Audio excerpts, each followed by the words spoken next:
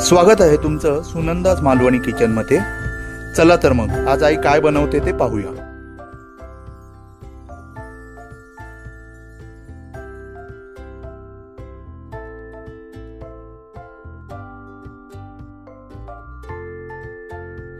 आज चण्याच्या पिठाचं पिठलं बनवूया। जरा वेगळ्या पद्धतीने बनवते आहे मी।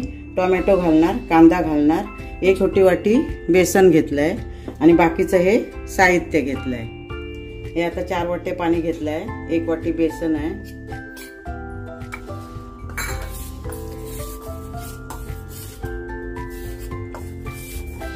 पूर्ण असं मिक्स करून घ्यायचं, गुठळ्या ठेवायच्या नाही।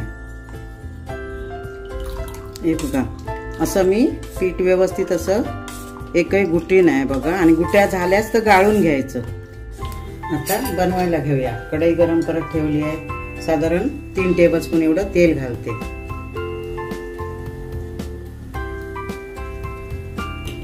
तेल गरम झालं, आता राई घालते। राई तडतडली, मिरच्या घालते। मिरच्या मी मोठ्या मोठ्या ठेवल्या आहेत, मुलं आहेत म्हणून। असं क्रश करून घातल्या ना तरी चालते। कढीपत्ता घालते, लसूणाची बारीक बारीक कट करून घेतली आहे ती घालते, आणि 1 कांदा बारीक कापून घेतलाय तो घालते।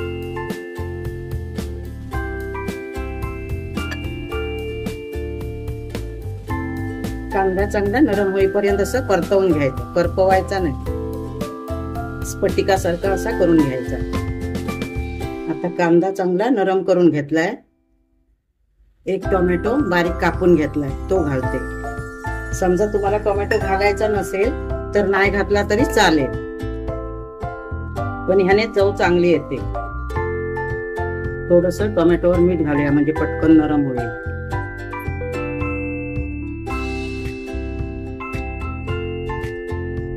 आता टोमॅटो चांगला नरम झालाय, हळद पावडर घेतली आहे ना ती घालूया, हिंग घेतलाय तो घालूया,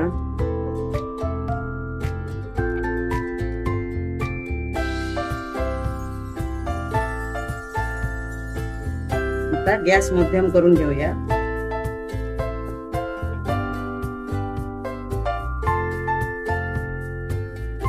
आता ही फोडणी तयार झाली। आता समजा तुम्हाला असं जर पाण्यात पीठ असं कालवून घालायचं नसेल ना, वरून पेरून करायचं असेल तर ह्या फोडणीत 4 वाट्या पाणी घालायचं आणि पाण्याला उकळी आली की बेसन पेरायचं आणि ढवळत राहायचं। पण तसं करताना कधी कधी गुठळ्या होऊ शकतात, म्हणून असं केलं ना तर गुठळ्या होणार नाही।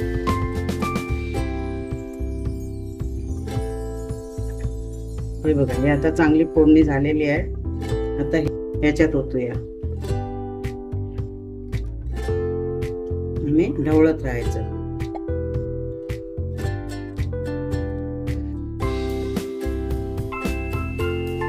मीठ घालूया चवीनुसार। आधी टोमॅटोवर आपण मीठ घातलेलं आहे, त्या अंदाजाने मीठ घालायचं।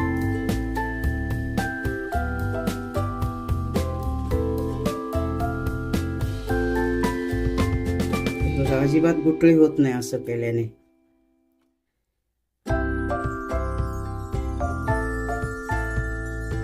आता ह्याला थोडीशी उकळी आली आहे बघा, उकळी आली आहे तर 2-3 मिनिटं झाकण ठेवून मी शिजवून घेते। गॅस एकदम बारीक केलाय। 3-4 मिनिटं झालेली आहे, अशी शायनिंग यायला पाहिजे म्हणजे शिजलं असं समजायचं, आणि ढवळून घ्यायचं। गॅस बारीकच ठेवायचा नाही तर लागू शकतं खाली। कोथिंबीर घालूया वरून, पूर्ण अशी शायनिंग यायला पाहिजे पिठाला म्हणजे शिजलं असं समजायचं, नाहीतर अजून 1-2 मिनिटं ठेवायचं शायनिंग येईपर्यंत।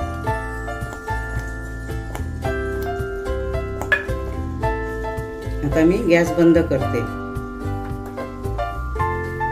हे पिठलं तयार आहे। व्हिडिओ आवडला तर लाईक, शेअर, सबस्क्राईब करा। धन्यवाद।